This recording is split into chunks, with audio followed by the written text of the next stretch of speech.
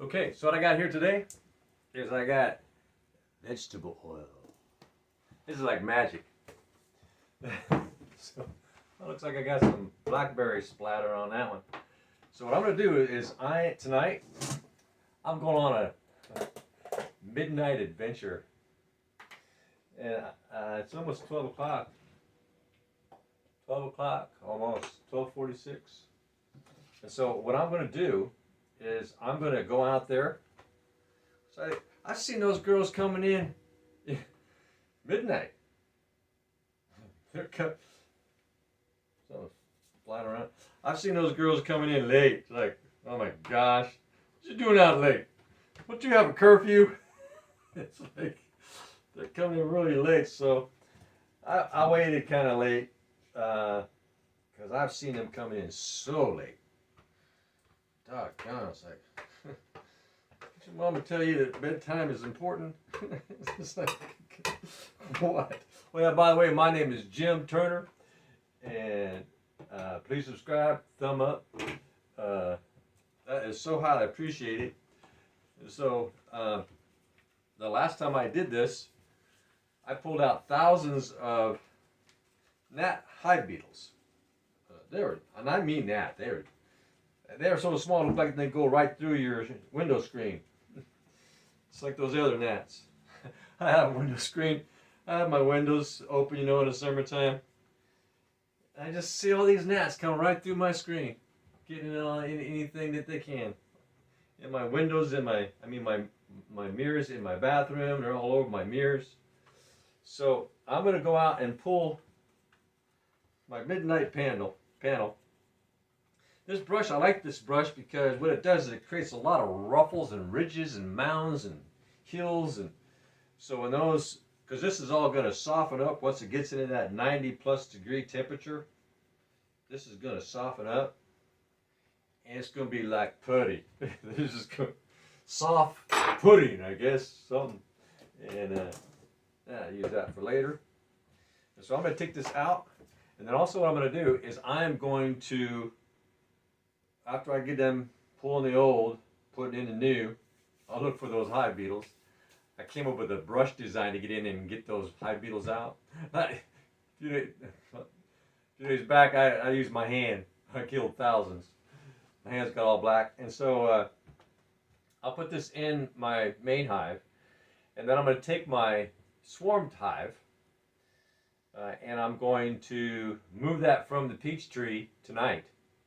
And I'm going to put it on the hive that it's going to go into, so that they can kind of like get used to that area when they come out for the first time. They'll go, boy, the angle feels really different. I don't know. I better renegotiate my position. And then I'm going to put a 2-frame nuke in the place of the one that's coming out of the tree, so that the ones that want to go back to that area, what I'll do is I'll take all the ones that are in the old location in the diversion hive, and then at night I'll take those and I'll dump them in where they're supposed to go. I've done this before, and gosh, man, I think it took me 5 trips, 5 nights in a row, to get pretty much all of them. I think there was the last time I stopped doing it. I think I looked down on the ground one day and there was like a little puddle. There was a little cluster of bees on the ground where the old hive used to be. Yeah, I scooped those up, and that was the last time I fiddled. So anyway, I'm going to take this out there. This is the second or third. Well, it's going to be the 4th soon of June. All right, let's go take a look. Okay, what I need to do first is I need to get them inside because they're bearding a little bit, as you can see. Not much. So what I'll do is I'm going to take the spray bottle over here, and they're going to feel that cold and, oh, what? What is going on? I'm going inside. So I'll just give them a little squirt.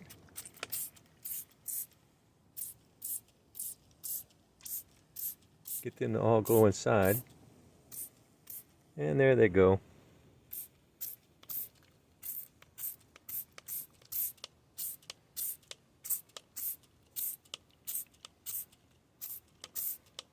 And then there they go. Okay. Now they're going inside. Oh, what did I do with my stick? Stick? So I got a stick here. Had a stick. There it is. So I'll just take this stick here and block off that entrance so that they don't come out and surprise me. There we go.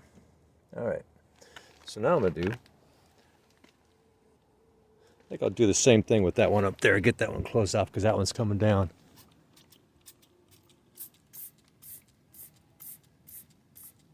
Get them to go in. Get them all in there. And there we go. They're all in. And close it off. There you go. See? All closed off. All in the house. In the house. My little homemade beehive. So that's looks like it's closed off pretty good. Not see anything getting in through there. Okay, so now what I'm gonna do is I'm gonna take this thing off. I'm gonna look for those doggone beehive, gnat beehive beetles, and see what we got. I don't see any there, but we'll see here in a minute. None there. It's all black from when I. Oh, there's one right there. There's one there. Yeah, they made a mess of that thing, man. Look at that. I was only there for a few days. Oh, they're still building out comb. Okay, well, still doing their business. And so what I've got here is I've got this brush. And so I'm going to take this brush and get as many of those. Well, there's an earwig. Get as many of those. There's another one of those gnat hive beetles. Get as many as those of those gnat hive beetles out of there. Yeah, this is nothing compared to what it was. Oh, there's another earwig. Now mosquitoes are out. There's a beetle. Not too bad. Nothing compared to what it was, man, I tell you. I got so many beetles out. Oh, there's a one there. So yeah, not too bad. So I'm just gonna clean that out in there using my homemade gnat beetle scraper outer. And just kind of run that along, pull it out, run it along, pull it out. Yeah, this is so much cleaner than what it was. So who knows how long it took for all those to build up before I finally got in there. Yeah, I left that panel for 3 weeks, and that's way too long. There's one there. Yeah, not bad. So I did a clean sweep, and I guess that was that one there. These there ain't thousands this time. Just probably, I guess so far I've seen about 5. That is not bad. 5 compared to, jeez, whatever that was. Yeah, not bad. Okay, so now what I'm going to do is I'm going to take my nice clean one, and I'm going to slide that puppy on in there. And no fuss, no muss. And that'll catch any future hive beetles. So, oh, that went back pretty far. That went back way far. Oh, yeah, there it is. Okay, so, and then I take my blocker off, right, so my bees don't get in there. I just put it in there to keep them from getting in this little hole here. This was something I just threw up like in minutes last fall. I was like, it's still working. I'll just leave it. I do my splits or something. I'll have something ready. Okay, that'll keep those girls from getting in there. And this will keep them from getting down here into there. That blocks that off. Something like that, yeah. Okay, just like that. Just kind of blocks that off. And we got like a block. It's all blocked off. Oh. And so that, I think I'll leave those girls caged in there until I finish this hive over here. So I'm going to take this hive now, And I am going to first move this panel. Man, they are still really busy building out that cone. Yeah, I had a lot of totally empty. I mean, they had nothing. They were just it was just a square piece of wood. They had a long ways to go. Okay, so what I'll do here is remove my feeders. And I will take those girls and I will move them. I will move them over here. Just easy peasy. And they'll wake up in the morning, come outside and go, huh, they're gonna go, huh, not in Kansas anymore. where am I? What's happened? And so I'll just take the whole box, kit and caboodle, caboodle and kit, and move it over here. So this will be right above their entrance. And so this is what it's going to look like. And so what I'll do is I'll open that up and back away. Open it up and back away. All right, girls, you're free. Okay, they're open. Open up this one over here. Okay, girls, you're free. Free at last, free at last. Okay. And they're coming out, investigating their new location. So what I'll do now is I will take one of these two framers here and I will use it as a dummy hive to catch the ones that want to go back. I want to go back up into the peach tree. I miss the peach tree. Well, you know, Nancy, no more peach tree. And so I'll just put this up here as a dummy hive. Kind of like that. Kind of like that, yeah. And put this lid on there. And there is my dummy hive. Put a brick up there to keep it stable. Make sure the lid's on all the way. And brick it up like a brick house. That'll give you some weight. Just like that. Just like that, yeah. So those girls are they're gonna navigate back up in there. And you know, I'll dump those tomorrow night. I'll take those out, whatever ones end up in there, and put them back over in that box. Cause I'm gonna probably go ahead and transfer this box. I don't know, maybe tomorrow afternoon. I'll just play it by ear. But they are right above their permanent home, and there you go. And so that's my business for tonight. And oh, I need to get that panel. So I'm gonna put you on hold here while I grab my panel and get it on the inside. So as you can see, this was on, I think this was like 3-4 days. It wasn't very long. That is how much they are still. I'm sorry, I forgot about my flashlight. No light, Aziz, no light. We've got plenty. And so you can see how they're still building out those wooden frames. And they're still, there was so much a couple days ago, I thought, man, they're probably done with those frames. There you go. So it looks like they've got, so I had 4 frames that were empty, not 5 frames. So I had 5 frames on the top brood box that were empty frames.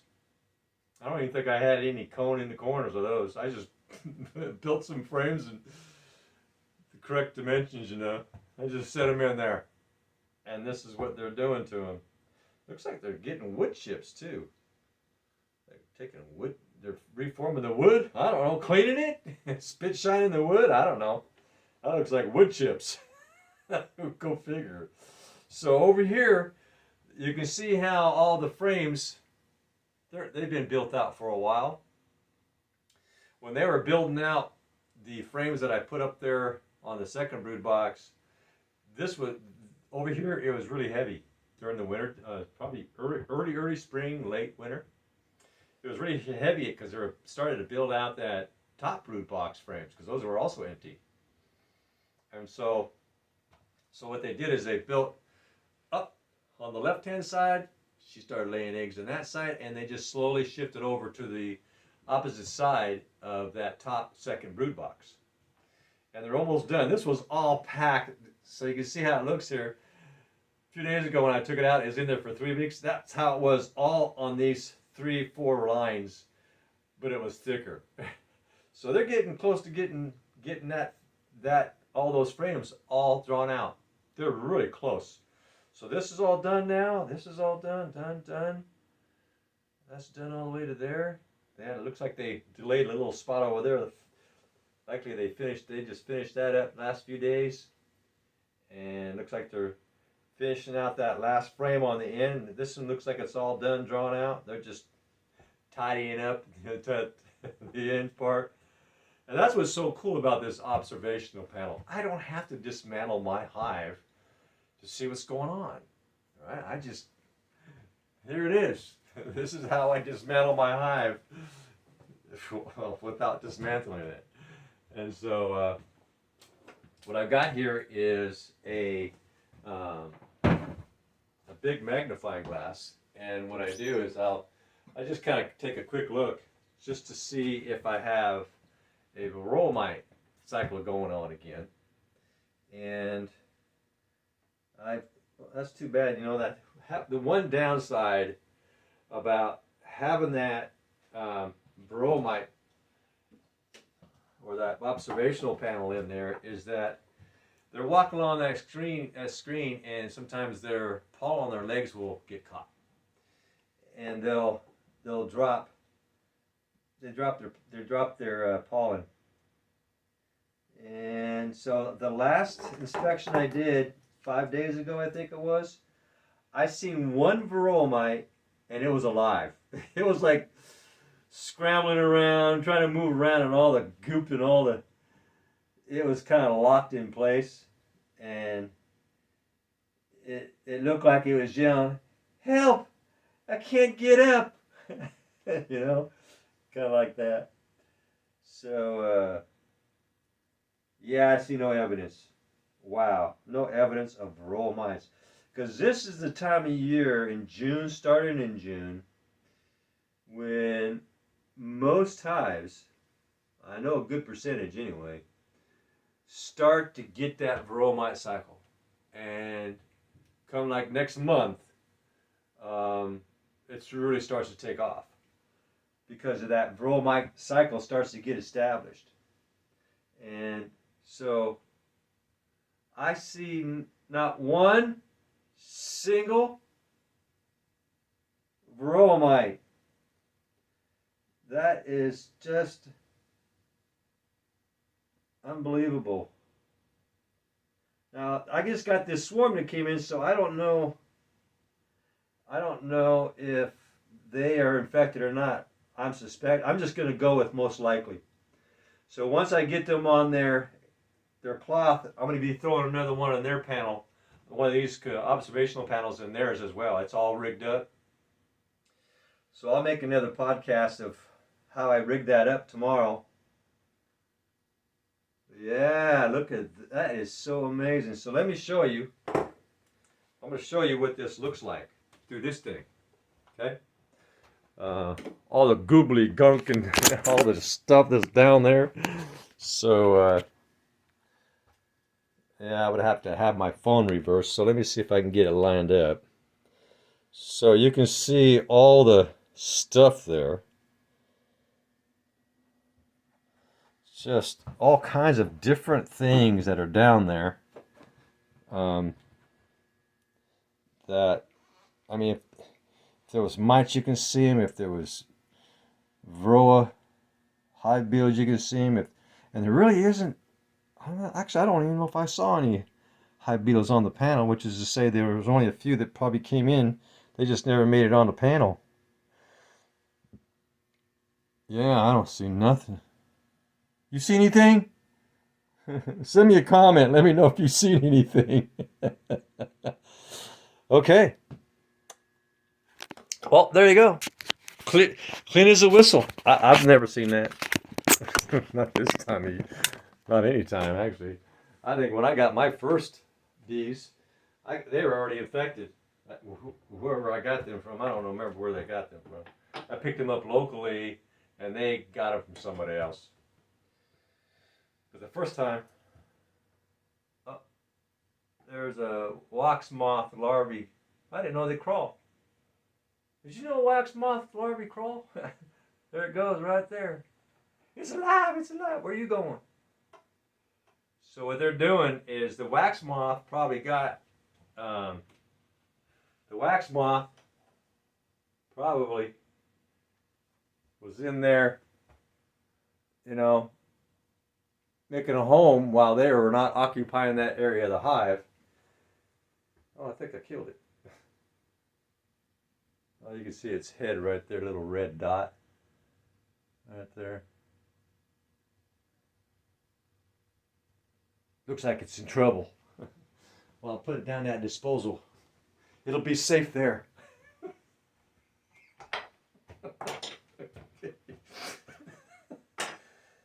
And so, gosh, I can't even recommend it high enough this type of process.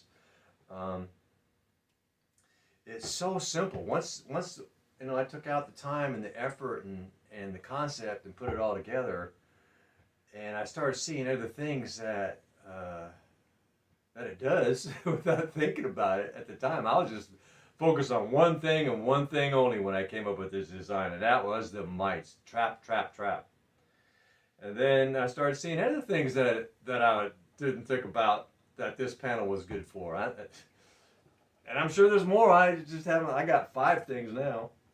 I'm sure there's a lot more. I'll make some more once I go. Aha! I just got an epiphany. What's an epiphany, amigo? Okay, so all right. So please subscribe, thumbs up, ring my bell, and I really appreciate that. And so when I go and do my swarm box into its normal hive, I'll be recording that tomorrow. Well, now it's today. And so you can see how that goes, and that's going to be my first swarm transfer. So it's my first swarm catch, first swarm transfer, and I'll see if they stay in their new box. All right, you have a good life now. Bye.